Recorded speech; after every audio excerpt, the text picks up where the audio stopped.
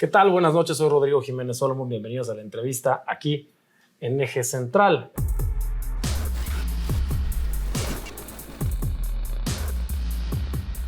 Estamos cerrando ya la participación de candidatos al Poder Judicial. Hoy, miércoles, termina prácticamente la campaña de los cerca de 2,800 candidatos y candidatas que quieren ser personas juzgadoras en el país. Mañana empieza la veda, el domingo es la elección. Hay quienes están a favor de la reforma, otros en contra, ahora unos que están a favor de votar, otros que están en contra, pero bueno, es un proceso peculiar, un proceso que hemos todos seguido, que hemos aprendido de él y sobre todo hemos tenido la oportunidad de conocer perfiles para poder integrar el Poder Judicial tanto de los estados como federal.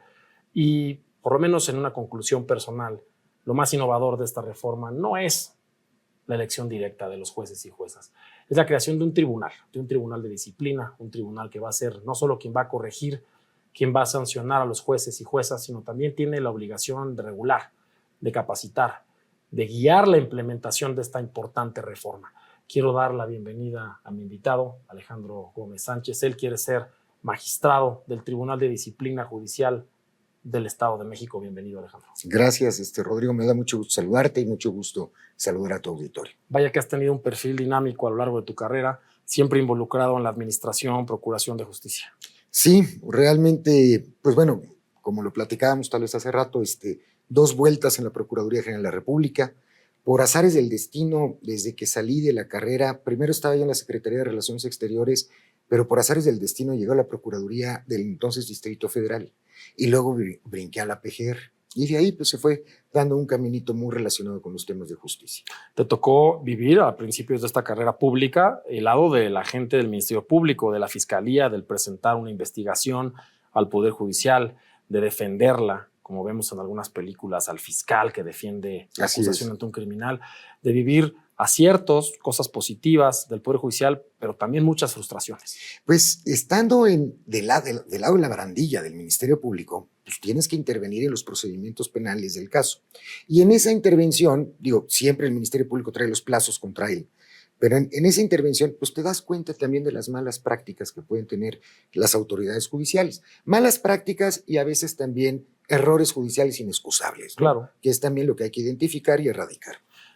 Existe esta famosa frase en el mundo, en el argot de lo jurídico, que es juez protege a juez. ¿Te tocó vivirlo? Sí, me tocó vivirlo en la PGR cuando fui visitador general. Como visitador general de la PGR, me tocaba precisamente la investigación de las faltas administrativas de ministerios públicos, policía de investigación, en ese entonces policía ministerial y servicios periciales, las faltas específicas de estas áreas. Y se decía por ahí, bueno, es que perro no come perro, ¿no? Claro. Realmente. Pero pues no, o sea, viendo a profundidad las cosas, cuando llegaban los MPs visitadores a revisar alguna agencia del Ministerio Público, también había ahí transacciones que pues compraban de alguna forma esas visitas.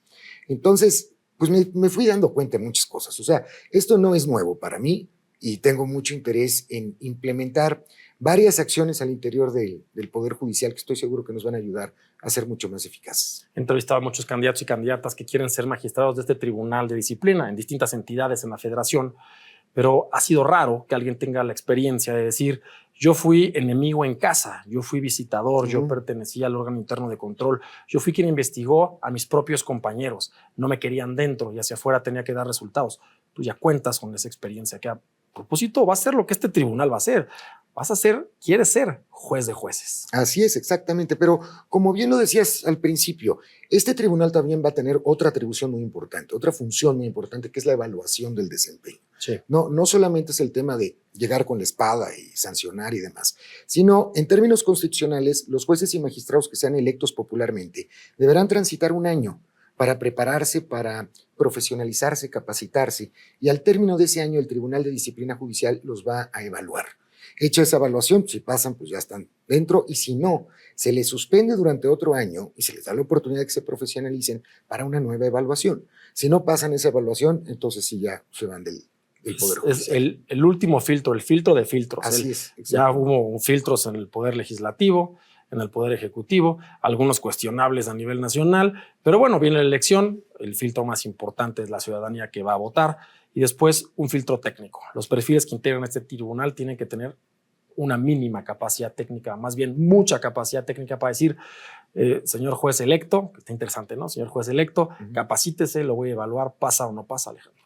De hecho, esto deviene en gran medida. Yo vi una encuesta que está muy interesante. ¿Está usted de acuerdo en que los jueces y magistrados sean electos popularmente? Y todos, sí, estamos de acuerdo. Pero si usted, directamente usted, estuviese involucrado en el expediente que va a resolver ese juez, ¿qué prefiere? ¿Un juez electo popularmente o un juez de carrera? Ah, no, pues ahí ya prefiero un juez de carrera. Entonces, ¿qué quiere decir esto? Sí, democratizar al Poder Judicial es parte esencial de la reforma, pero por la otra no perder esa parte técnica que bien señalabas y esa parte de capacitación que es necesario darle al personal jurisdiccional y de alguna forma equilibrar ambos conceptos. Cuando uno estudia Derecho te dicen que los niveles de aspiración en general de los jóvenes estudiantes de Derecho son ser abogados postulantes o jueces, después ser agentes del Ministerio Público y después policías de investigación. Ha dado un giro eso en nuestro país. Hoy ya hay quienes dicen yo quiero ser policía de investigación, yo quiero ser Ministerio Público, tú ya fuiste Ministerio Público, quieres ser juez. Es importante conocer cada una de las partes de la cadena que integran la Procuración de Justicia. También hay que decirlo, la persecución del delito, que es algo en lo que tú te especializaste. Es correcto. Y desde aquel entonces, y quiero también volverlo a empujar, una de las propuestas es ver la justicia de forma integral. Participan muchos actores, muchos operadores, desde luego Poder Judicial, en el Poder Ejecutivo tienes, en el ámbito del Ejecutivo tenías a la Fiscalía, ahora ya es órgano constitucional autónomo, la Defensoría Pública, Comisión Ejecutiva de Atención a Víctimas, tienes también reinserción social, policía, servicios periciales, y cada quien tiene un tramo de operación en el sistema de justicia. Si tú fortaleces tribunales, pero no fortaleces a los demás operadores, vas a crecer de manera desbalanceada. Claro. Pues, por ejemplo, en tribunales los fortaleces, vas a tener muchas audiencias de imputación y demás audiencias. Sin defensor público, porque no fortaleciste a la defensoría. Entonces no te van a servir de nada las audiencias. Por eso hay que ir, digamos, de la mano con todos, ¿no? Fuiste fiscal en el Estado de México. Es la fiscalía local más importante del país, la que más casos tiene, la que más habitantes y por ende más delitos del fuero común atiende a nivel nacional. Eso implicó muchas presiones, no solo del orden político y mediático, también del crimen organizado. Este tribunal de disciplina seguramente también tendrá muchas de estas presiones, Alejandro. Pues habrá que atenderlas. En su oportunidad no me tembló la mano cuando estuve como fiscal y de nueva cuenta ahora como magistrado del Tribunal de Disciplina Judicial igualmente atenderemos estas situaciones. Vas a vivir una nueva composición, como todos los mexicanos, de los poderes judiciales, una distribución distinta del poder dentro del Poder Judicial. Antes era aquel presidente del Poder Judicial con su Consejo de la Judicatura. Era raro ver en un estado un presidente de un tribunal peleado con el gobernador en turno. Había una sinergia de trabajo importante. Sí. Hoy vas a ver una división importante. Hoy este tribunal de disciplina es la última instancia de juicio a los jueces. No va a intervenir. Has dicho algo muy, muy interesante. Primero, es un órgano autónomo en su gestión y autónomo en sus decisiones. Entonces, de entrada tenemos algo totalmente inédito, un órgano constitucional autónomo dentro del Poder Judicial. Después, en efecto, sus decisiones son inatacables y no se pueden recurrir y no cabe medio de defensa alguno. Esto también es algo muy importante, cosa que se replicó en los tribunales de disciplina judicial de las entidades federativas. Entonces, vas a tener un órgano que en efecto se convierte en juez de jueces. Y yo por eso también veo una oportunidad aquí muy importante que es una autocontención. Si el tribunal lo dejamos solito con todas las atribuciones que tiene, también puede ser un tribunal que caiga en arbitrariedades. No, totalmente. Y por eso es importante generar los acuerdos, reglamentos, protocolos a los que se tendrá que someter el propio tribunal. Y tiene facultades para eso. Y entender toda la carrera de la impartición de justicia. No solamente es el tribunal, tú coordinaste muchos agentes del Ministerio Público, coordinaste una policía de investigación y viviste algo bien interesante, porque la figura de un fiscal en un estado es una figura pública.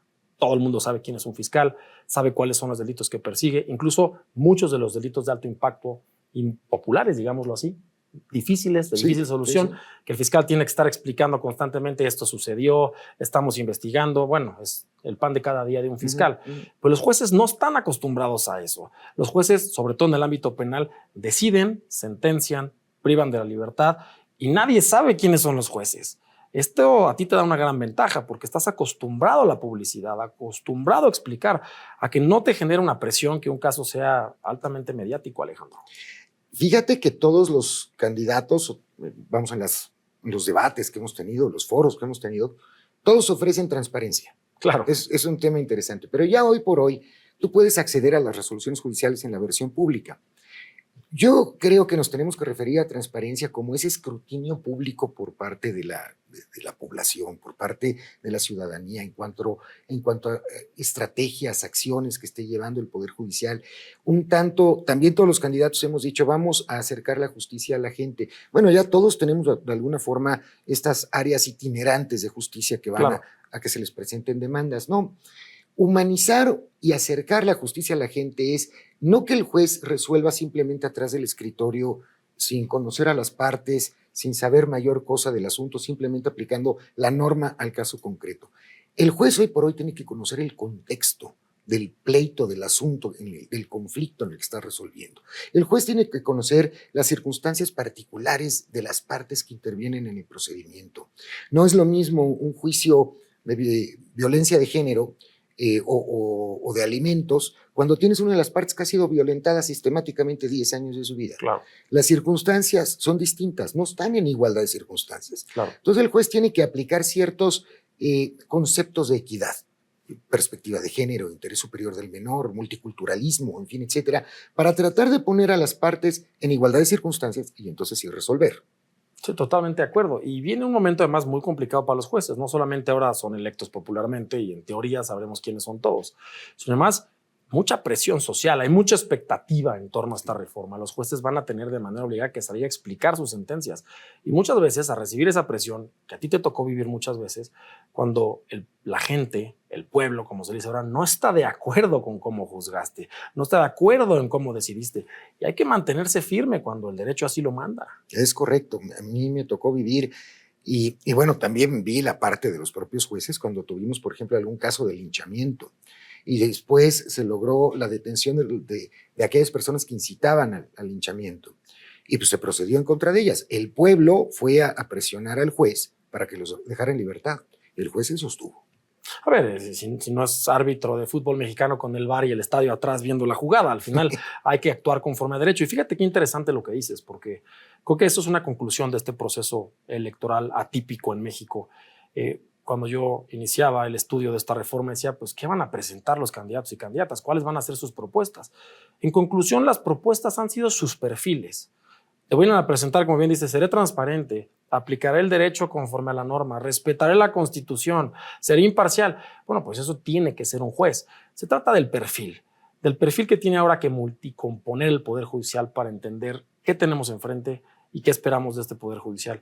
Y tú vienes de trabajar en fiscalías, en consejerías jurídicas del Poder Ejecutivo, viviste de parte de la Procuración de Justicia esa frustración de perseguir criminales.